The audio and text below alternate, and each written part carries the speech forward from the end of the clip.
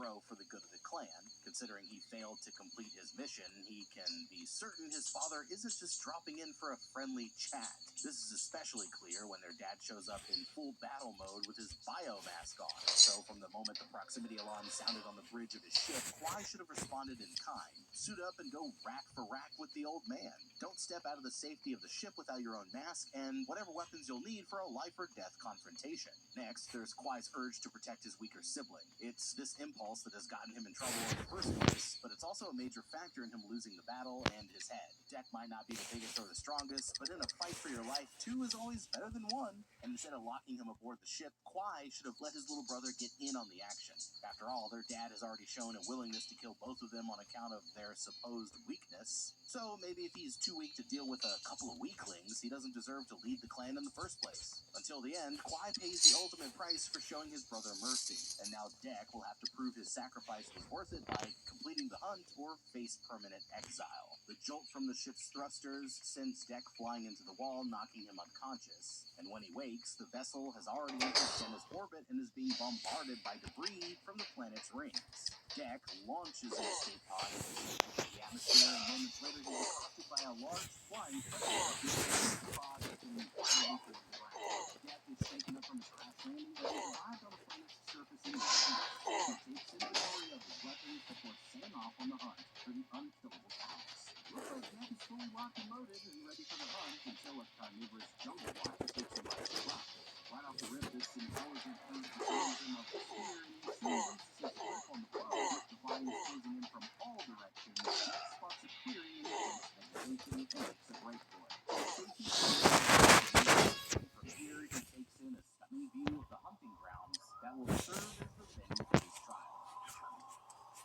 Well, I guess they don't call it the Death Planet for nothing. Deck is already tangling with Jenna's deadly welcoming committee before his escape pod even touches the ground. Then, just as he's getting his bearings, these intelligent vines come from out of nowhere, causing him to panic and lose the majority of the weapons in his arsenal. If he'd only been more prepared, maybe he could have seen this sneak attack coming and dealt with it like the hunter that he hopes to be. Luckily, everything he needs to take on these vines and whatever else the planet has in store should be close by back on Kwai's ship.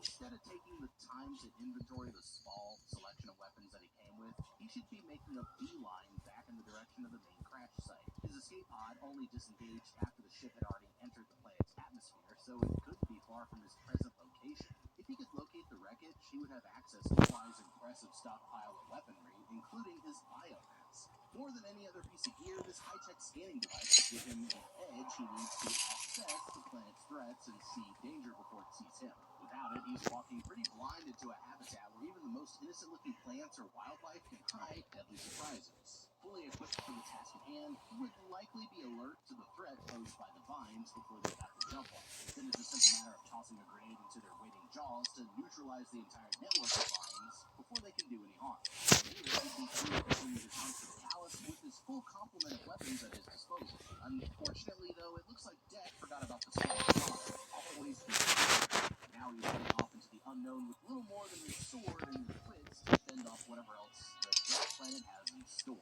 Following his encounter with the vines, Deck pauses in a stream to clean his wounds. As he's washing up, he stops to examine a strange bug which starts to swell and emit an ominous orange glow when he picks it up. Deck tosses the bug at the last minute before it explodes in a puff of flames, and it seems even the smallest creatures on this planet can be deadly. Back on track in his hunt for the palace, Deck stalks through tall grass until he comes upon another species of intimidating local plant life. But just as he's pondering how to get past this latest nuisance, a strange voice calls out to him from somewhere nearby, addressing him in his native tongue. It's some kind of android, and it appears to be trapped in a giant bird nest. The nest's owner returns and drops a giant boulder in Deck's vicinity. Its goal is to trigger the spiked plants, which release a paralyzing toxin. The android offers its assistance, but Deck refuses. That's your hunt alone. With the beast circling back for another attack, he tries running for it, but doesn't make it far before he's blasted by the giant spikes. The android offers a weapon, and maybe he'll survive long enough to get something. As the beast tries it himself first, the android comes to the rescue, and the creature repeatedly respects blades and sustains consciousness. Past the flossy android and the rock-throwing birds, Jenner is giving Deck everything he can handle as he continues to hunt for the legendary Callus. As usual, he plows straight into danger. Chew, and if that alpha suit hadn't been around to help, then so what else does Death do to stay off the menu and keep his eye on the prize? Sometimes you have to go not sprinting full speed into a field of exploding poisonous vapor. It's unclear why he chooses some of his prey somewhere in his direction. Still, given the obvious danger posed by the plants, it would be better to avoid this area altogether if possible. And considering this is open ground with a large aerial predator, it's unlikely the Callus is anywhere nearby. To ensure safe passage, Death should plot a path around this whole mess, like find high ground and use it to scout for signs of his intended target. Or better yet, backtrack to the safety of the river and follow the water's path for a little while. Many large predators like to take their prey unaware at watering holes when their guard is down. And if the Callus operates the same way, then sticking close to the river could be the easiest way to locate the creature. And if nothing else, it'll give him a path forward that isn't exactly full of exploding plants and falling debris. So go back, go around, or hell, just stand still and wait for the bird to tire itself out from throwing rocks all day. Anything except diving headfirst into a bunch of toxic spikes with nothing for backup except a mouthy android. Deck awakes to find his new friend has administered the antidote to the plant's poison spikes. The android is quite chipper despite the fact that she's missing the lower half of her body after a brush with the Callus. With Deck back on his feet, she makes an offer. Allow her to come along on his journey, and she'll guide him to the Callus's den. She'll locate her eggs, and he can claim his trophy, but Deck is not sold. But she urges him to consider her value. She knows the lay of the land, and can simply think of her as a tool to help navigate the treacherous planet in one piece. Deck reluctantly agrees, and they head off in search of the Callus's den. Now, early in their journey, the android Thea proves her value once again by subduing a pack of acid-spitting creatures with a simple handful of berries. She explains that she's an expert in predatory organisms and came to the planet as a part of a research party for the Weyland-Yutani Corporation. As Thea prattles on about her admiration of his culture, Deck tosses her aside to fashion a carrying harness out of vines. He straps her in, and they continue traveling along the rugged terrain towards their destination. Okay, Deck has once again crossed paths with a deadly adversary. And I'm not talking about the local wildlife. As property of the Weyland-Yutani Corporation, the android Thea is part of one of the most treacherous and power-hungry organizations in the galaxy. And no, I'm not talking about Walmart. Publicly, this company positions itself as a benefactor of human progress, developing near-light-speed travel, terraforming systems, and perfecting long-term cryogenic transport that makes deep space exploration and expansion possible. Privately, Weyland-Yutani operates under a far more ruthless directive: the acquisition, study, and weaponization of non-human biological organisms, regardless of the cost to human life. Weyland-Yutani's synthetic humanoids, commonly referred to as androids or synths, are among the corporation's most effective and dangerous tools. Though they may look human on the outside, these androids are programmed with non-negotiable priorities that place corporate objectives above all ethical considerations. In multiple incidents, androids have protected deadly alien organisms from destruction, obstructed evacuation efforts, or turned violent when humans attempted to abort corporate objectives. Now, on top of all that, they possess superhuman strength and increased durability that allows them to survive the kind of damage that would prove deadly for any living organism. Needless to say, Deck should think twice before trusting this android. Though her help may prove useful in dealing with the planet's aggressive critters, her loyalty will always lie with the corporation and its objectives above all else. Deck can use her expertise to his advantage, but he needs to be ready to toss the android aside at the first sign of treachery. Although, by the time he realizes he's been used, it may already be too late. As they say tonight, Thea tells Deck more about her mission on the planet Jenna. She explains that her and her identical sister Tessa were part of a crew of synthetic beings sent by the local life force. But they got separated when they were attacked by the Callus while exploring the planet, but Thea refuses to believe her twin is dead. Now back in the wilderness, Deck is quite an appetite for a toxic animal that Thea identifies as a bone bison grazing nearby. Should be an easy target for a hunter of Deck's caliber, but there's just one problem: a field of jagged razor grass and random prey. Just as Deck is about to make a move, he's interrupted by the appearance of a strange ape-like creature who jumps down from a tree to greet them. The creature is not the least bit intimidated by Deck's fearsome roar and dives into the razor grass to make its own play for the bone bison. All the commotion sends the herd scrambling, and Deck will have to act fast or risk losing out on his meal. Jumping from tree to tree, Deck navigates to safe ground where he butchers one of the bison in dramatic fashion with his sword. But the victory is short-lived, as he and Thea are ensnared by a tentacle and drawn into the mouth of a hungry monster lurking above. Just as they're about to be eaten, the ape-like creature intervenes, chipping the monster's teeth with its hard shell. The three fall to the ground, and the bug chases them back to the field of razor grass, where Deck slays it once and for all. Okay, so once again, Deck's headstrong nature lands him in hot water, and he has to depend on outside help to bail him out. Cool. In the end, he proves himself a capable hunter by doing his best Tarzan impression before carving up the bone bison, but that doesn't stop him from almost landing in the waiting jaws of a hungry predator. As usual, Deck would do better to take a wait-and-see approach instead of rushing blindly into unknown dangers, starting with the appearance of his new friend. Deck sees this creature as competition for the bone bison, but in reality it's providing a valuable learning opportunity. Like, it might look goofy, but it seems to have a point. A chance to observe a local predator in action could yield valuable insights when it comes to face the callus. And if nothing else, he could let the creature do his dirty work, scooping after the bone bison for him. Which is now pride will allow him to stand on the sidelines, that is. Whoever or whatever this little guy is, it's cleverly evolved so its conditions. Its rock-hard outer skin allows it to move through the razor grass unharmed, and it even holds its own in hand-to-hand combat with Deck. Instead of viewing it as competition, Deck should consider a team-up. On the Death Planet, you have to take any edge you can get. His new pal already bailed him out once, and who knows what other tricks it could have up its sleeve.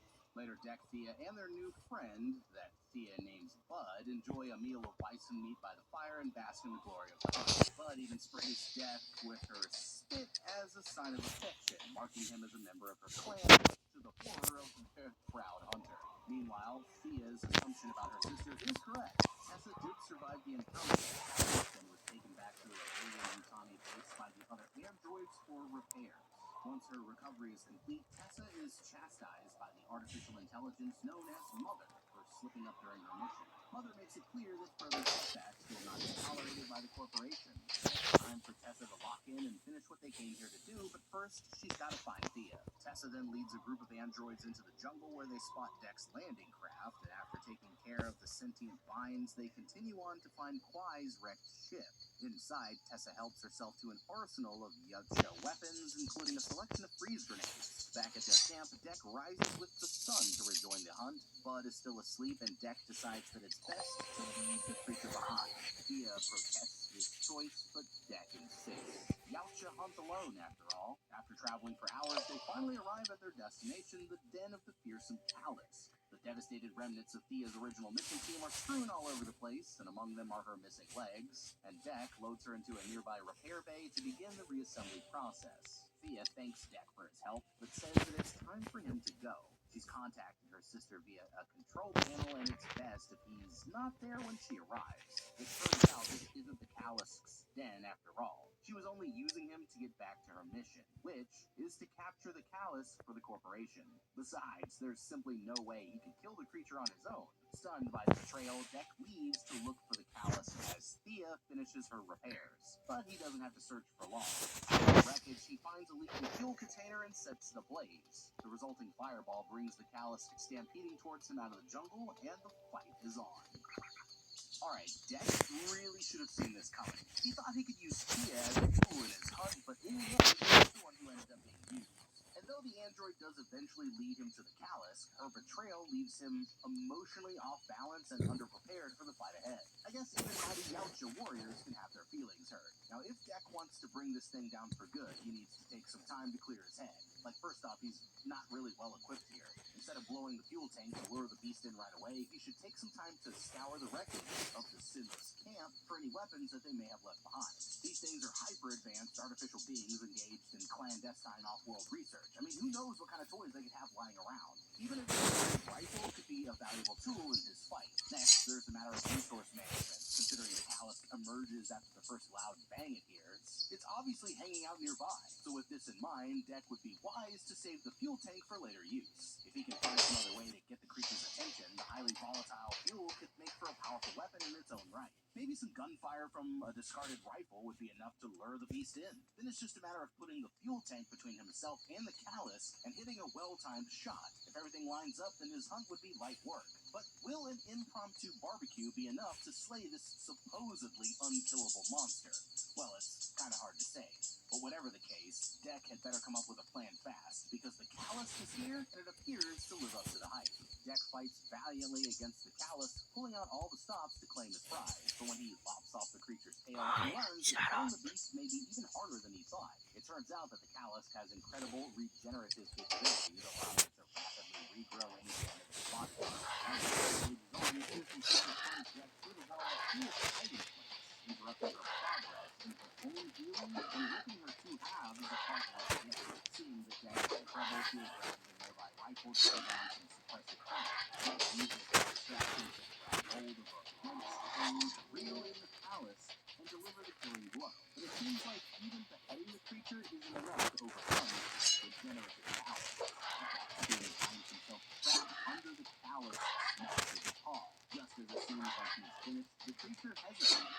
It's as if he smells something on the way run. Deck turns and makes sense of things and watches an instant explosion nearby, turning both the callus and Deck into ice cubes. It looks like Deck and the other synths have returned to claim their prize.